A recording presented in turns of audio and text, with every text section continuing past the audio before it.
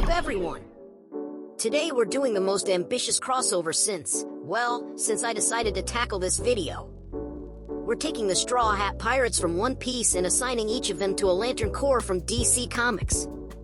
That's right, we're about to find out what happens when the Straw Hats meets the emotional spectrum. Stick around as I draw each Straw Hat reimagined as a lantern wielder, and trust me, some of these matchups are going to blow your mind. But first, for those who might be new to either series, let me give you a quick rundown. The Straw Hat Pirates are led by their captain monkey D. Luffy, a rubber man who ate a devil fruit and dreams of becoming king of the pirates.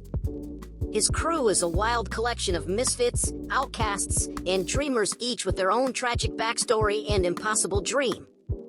From the three-sword-wielding Zoro to the skeleton musician Brook, this crew doesn't just sail the seas, they challenge the world government, fight emperors, and redefine what it means to be free. They're not just pirates, they're a family.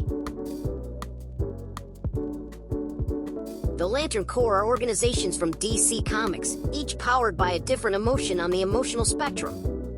There are 9 core total, each with their own color, emotion, and power ring that can create constructs limited only by the wielder's imagination and willpower. You've got the Green Lanterns powered by willpower. They're basically space cops protecting the universe. The Yellow Lanterns fueled by fear who weaponize terror itself. Red Lanterns burning with rage are berserkers who vomit napalm blood. Then there's Blue Lanterns representing hope, Star Sapphires channeling love, Orange Lanterns driven by avarice and greed, Indigo Tribe wielding compassion, and the Black and White Lanterns representing death and life. And there's one super rare core that almost nobody gets chosen for. But we'll talk about that one later. Each ring grants its wielder incredible powers based on their emotion, but here's the catch. Choosing the wrong core can corrupt you completely, consuming you with that emotion until there's nothing else left. So let's see where our beloved Straw Hats fit in and which emotions drive them to sail the Grand Line.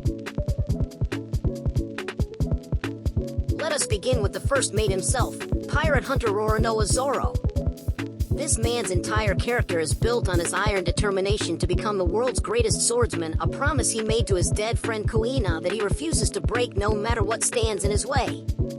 Gods, emperors, world government, doesn't matter. Zoro's will is unbreakable. He trains until his body gives out, fights while half dead, and his loyalty to Luffy is so absolute that he'd cut down anyone who threatens his captain's dream. He's the guy who pushes through impossible situations through sheer determination alone. He refuses to back down, refuses to show weakness, and refuses to let anything stop him from achieving his goal. Fear doesn't even exist in this man's vocabulary. So which Lantern Corps does he belong to? Okay, let's be real, Zoro is the textbook definition of a Green Lantern. That's not just willpower, that's pure, unfiltered, concentrated willpower injected straight into your veins. The Green Lantern ring doesn't choose you unless your willpower can overcome great fear, and Zoro has proved this time and time again. His fight against Mihawk at the Baratai? He got absolutely destroyed, sliced across the chest by the world's greatest swordsman, but refused to turn his back and take a coward's wound. He'd rather die standing and facing his opponent than survive by running away. And remember Thriller Bark? Dude took all of Luffy's pain and damage and was still standing, saying nothing happened. Nothing happened? This man literally wills himself to stay alive through situations that should have killed him 10 times over. Zoro's willpower doesn't just overcome fear, it erases it. He embodies Green Lantern willpower completely. He's a Green Lantern through and through. Let's talk about Sanji, the cook of the Straw Hats. This man is a master chef who treats food as sacred and refuses to waste a single bite. He's a gentleman with strict chivalry. He won't fight women and won't use his hands in combat because those are tools meant only for cooking.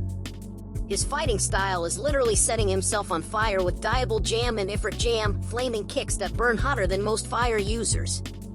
Despite all the trauma he's endured, his abusive family, being stranded on that rock with Zeph, Sanji never lost his humanity or his emotions. So which Lantern Corps does he belong to? He told us this himself. Sanji literally said that the source of his fire powers comes from his burning passion. Not rage, not anger, but pure, unfiltered love. His flames don't come from hatred or fury, they come from the intensity of his emotions, his love for women, his love for cooking and feeding people, his unwavering loyalty and love for his crew, the love he carries for those who saved him like Zeph, who gave up his leg and all his food so Sanji could survive, and his mother Sora, who literally poisoned herself to preserve his humanity and emotions. That's what makes him perfect for the Violet Lanterns, the Star Sapphires. The Star Sapphires believe that love is the most powerful force in existence, strong enough to overcome any obstacle, and Sanji embodies that completely. His kicks don't just hit hard, they hit with the force of someone fighting for what they love. So when Sanji ignites his leg and says it's his burning passion, that's not just a cool line, that's a Star Sapphire in action. Let's talk about the navigator of the Straw Hats, Nami, the cat burglar. This woman is a genius cartographer with dreams of mapping the entire world, a skilled navigator who can predict weather patterns like nobody's business, and she's got a weapon called the Climatak that lets her control the weather itself. But there's one thing about Nami that's even more legendary than her navigation skills, her absolute, undeniable love for treasure and money. So which Lantern Corps does she belong to? Now look, I'm not saying Nami is the absolute embodiment of greed like Larfleeze, let's be real, that guy is on a whole other level of insane avarice. But, out of all the Straw Hats, Nami is definitely the closest to fitting the Orange Lantern mold, and it's not even close, her love for treasure and money is legendary. Her eyes literally turn into berry symbols when she sees gold. She charges her own crew interest on loans, she's always calculating profits, and she once said her treasure is as important to her as her life. She'll negotiate, scheme, and manipulate to get every last berry she can.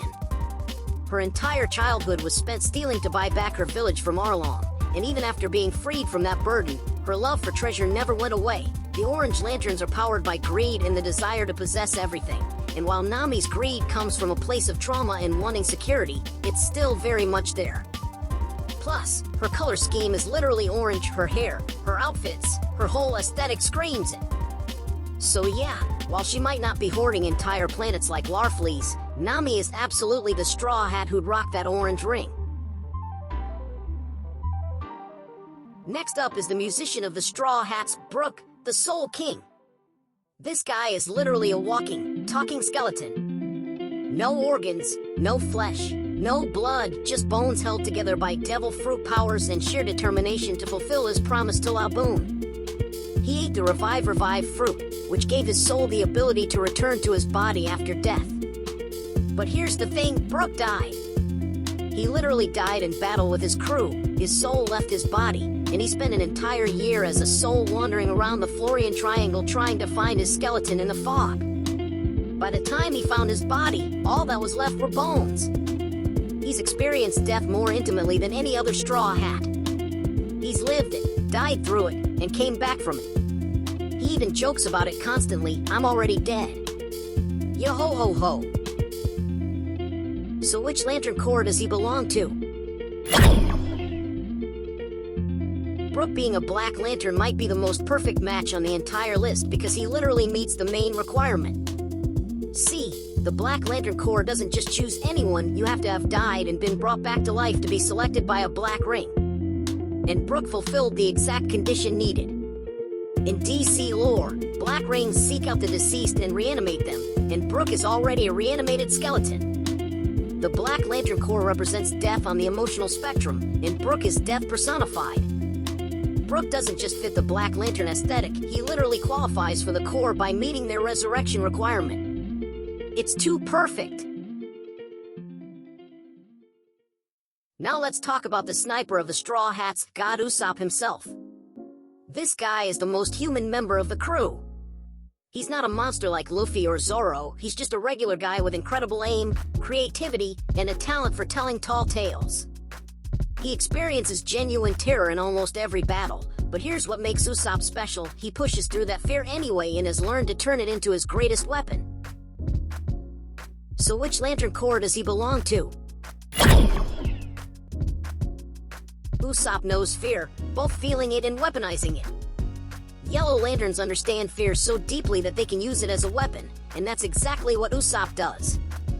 His entire fighting style revolves around psychological warfare, elaborate lies, and trick shots that make enemies think twice before attacking. He makes opponents believe he's way more dangerous than he appears, creating doubt and terror in their minds. Remember how he beat Sugar? He used fear. That terrifying face he made literally scared her unconscious. And Perona? Miss I'm immune to physical attacks? Usopp defeated her by understanding and exploiting her fears. He's a Yellow Lantern who uses fear tactically while battling his own.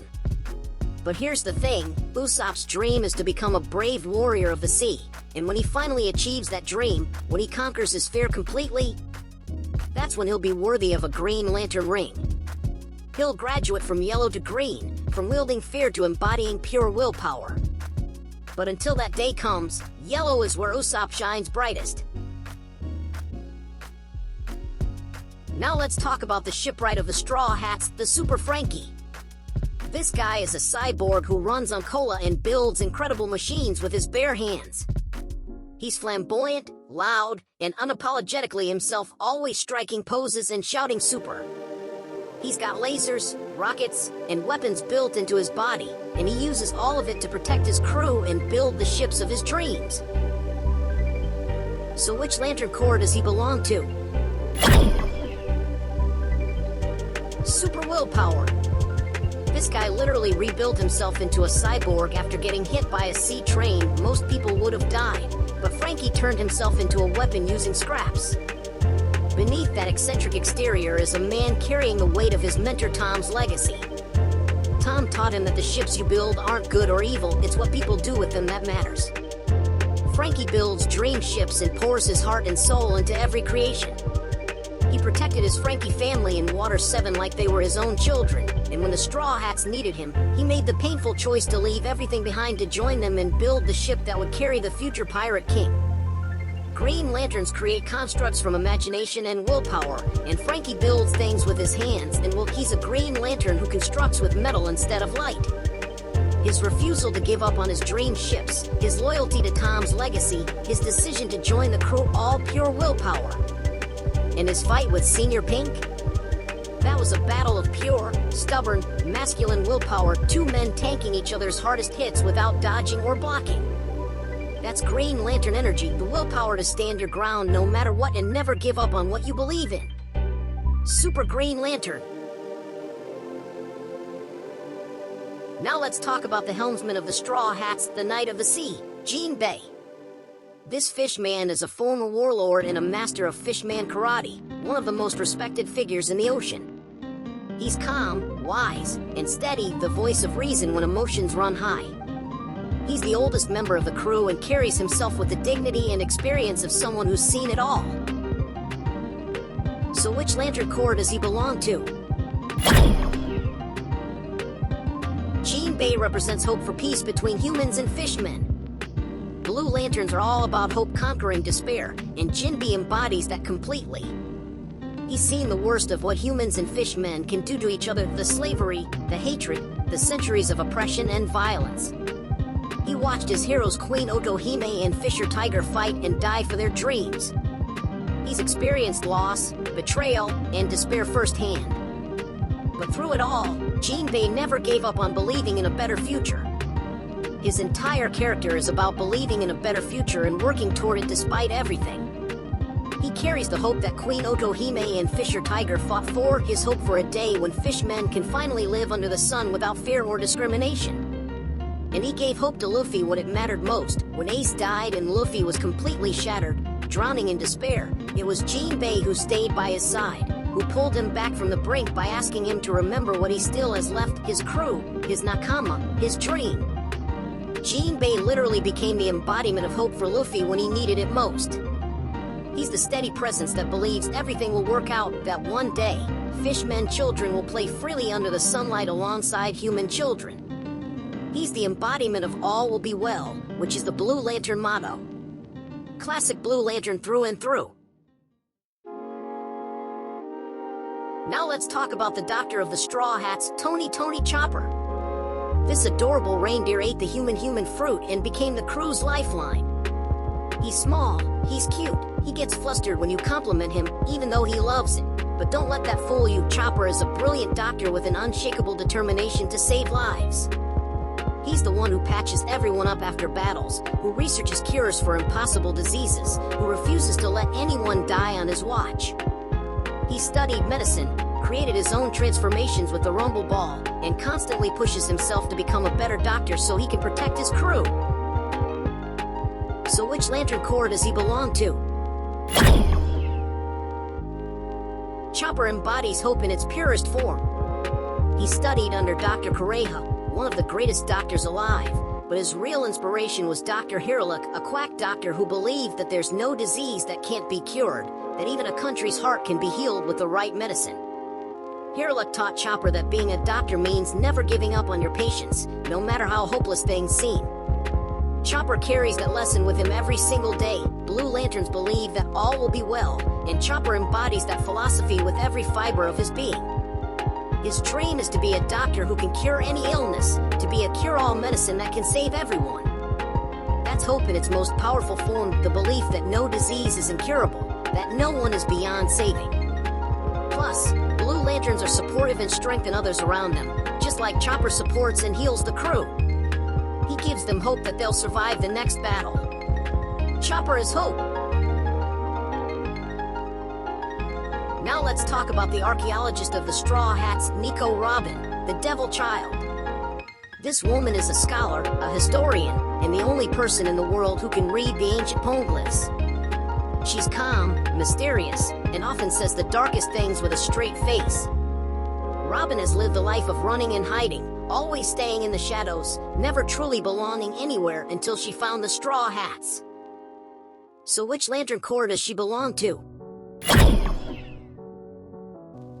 Okay, full transparency, Robin is the only one I'm not 100% sure about, so let me know what you think in the comments. But hear me out, the Indigo Tribe is about enforced compassion through experiencing suffering yourself, and that's Robin's journey. She watched O'Hara get destroyed, ran from the world government for 20 years, was betrayed and used as a tool. She pushed everyone away, convinced she didn't deserve compassion. But then came Eni's Lobby, I want to live moment when she finally accepted the Straw Hat's compassion.